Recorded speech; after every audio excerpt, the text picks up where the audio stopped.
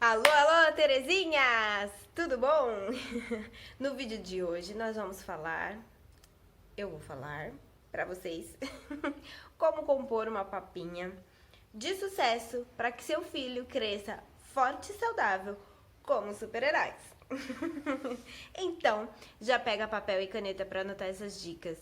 Aproveita e compartilha com a galera, com as mães, com as tias, com os avós, toda a galera aí que está envolvida no dia a dia da criança, que ajuda na alimentação da criança ou que podem contribuir para que a alimentação, principalmente na fase de introdução alimentar, seja um sucesso, ok?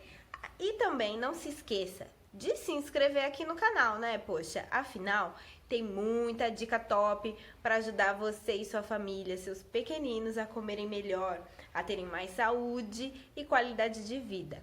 Ativa o sininho para receber notificação. Toda semana tem vídeo novo aqui no canal, tá bom? Bora lá? Já pegou o papel e a caneta?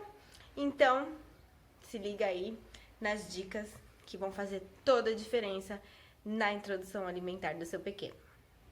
No primeiro ano de vida, né, é muito comum termos algumas carências nutricionais. A mais comum é a deficiência de ferro, a anemia ferropriva. E essa carência nutricional, essa deficiência nutricional, ela pode acarretar a prejuízos no desenvolvimento e crescimento do seu pequeno e também trazendo aí problemas futuros como um prejuízo no desempenho escolar, por exemplo, tá? Por que isso acontece?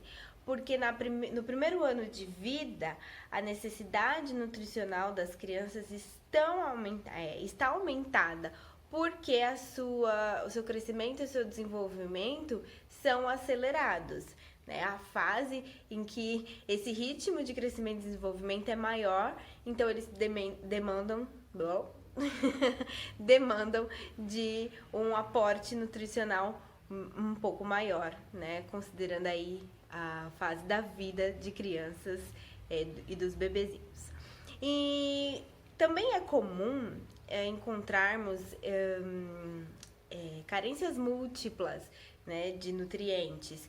E o mais comum de vermos é zinco, o ferro, como eu já falei, vitaminas do complexo B6, do complexo B, como B6 e B12.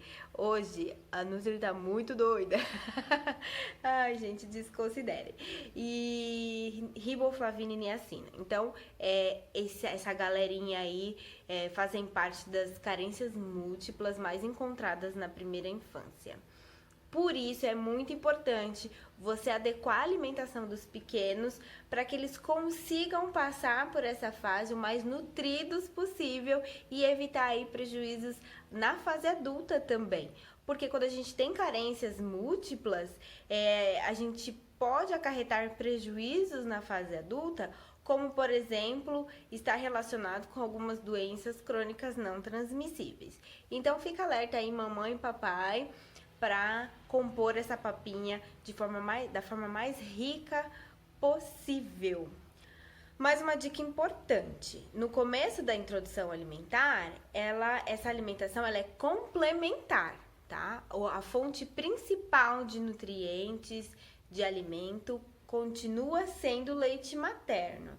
Então, você vai começar aí aos pouquinhos a introdução alimentar do seu pequeno. Você vai começar um alimento por vez e vai evoluindo de forma gradual, tá? Até pra gente poder identificar possíveis alergias. Então, recomenda-se começar um alimento por vez, ok? E aí, quando seu pequeno passar dessa primeira fase, tá tudo ok, não tem nenhuma alergia, não teve nenhuma intercorrência, a gente vai evoluir.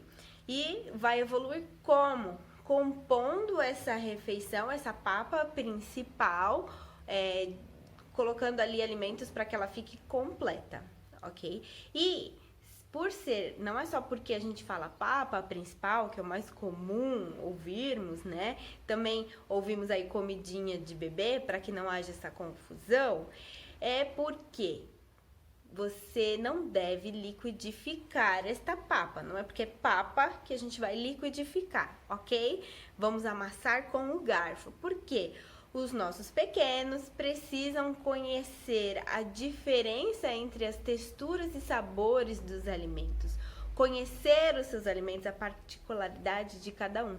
E se você liquidificar, vai ficar uma coisa só e ele não vai saber identificar. Ele nunca vai aprender a identificar o que é cada alimento, qual o sabor de cada alimento. Você tira aí este aprendizado do seu pequeno. Você prejudica uma fase muito importante. Então, vamos amassar com o garfo, ok? E eu também recomendo sempre, mesmo que você vá amassar com o garfo, não misturar, não fazer uma coisa só. Coloca ali separadinho no pratinho, né, na consistência ideal para a fase do seu pequeno, mas que ele possa identificar um a um. E aos poucos ele vai aprendendo e vai evoluindo, você vai ver como dá certo. É trabalhoso? É trabalhoso, mas se fosse fácil, não seria divertido. Não teríamos evoluções, não é mesmo? Então, calma que todo o processo alimentar, ele é aprendido, né? A alimentação, ela é aprendida. Então, não tire isso do seu pequeno, não tire essa oportunidade, porque essa fase vai fazer toda a diferença na vida adulta. E aí você vai me perguntar o que a gente precisa, afinal das contas, colocar no pratinho para que essa papa seja nutritiva e completa. É muito simples. Você vai colocar um alimento de cada grupo. Então, você vai colocar uma porção de cereais, que aí pode ser milho, arroz, macarrão, tá? Para compor essa parte dos cereais.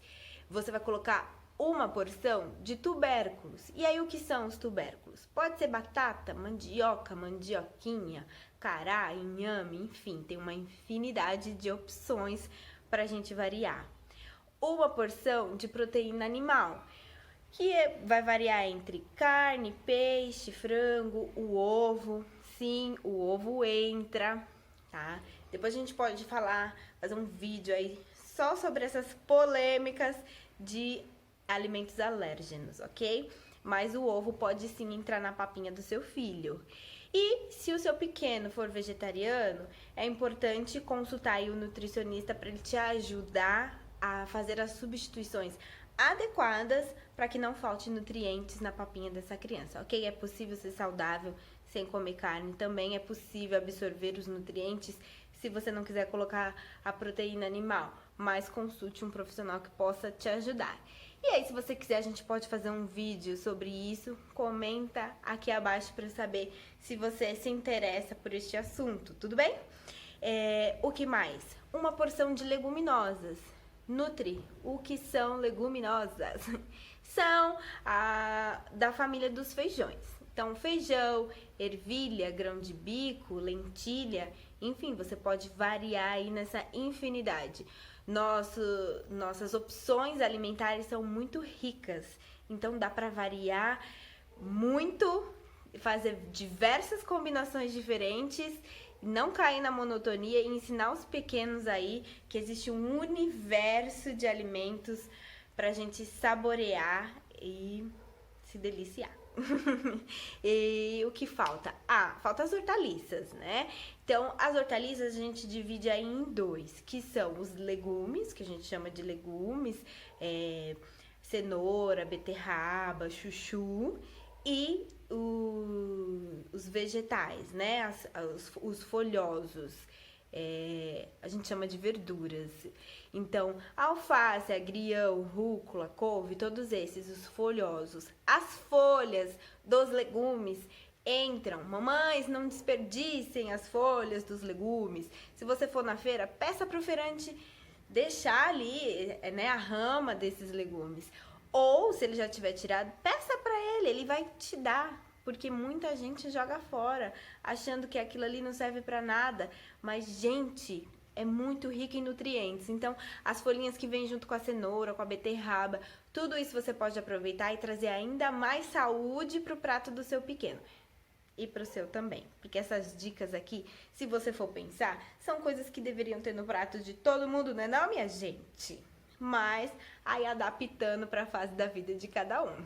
Então, você colocando um alimento de cada grupo, lógico, nas porções necessárias para cada fase do seu pequeno, você vai ver que ele vai crescer forte e saudável e com muita energia aí para bagunçar pela casa, para correr pela casa, para deixar as mães doidas, tá bom?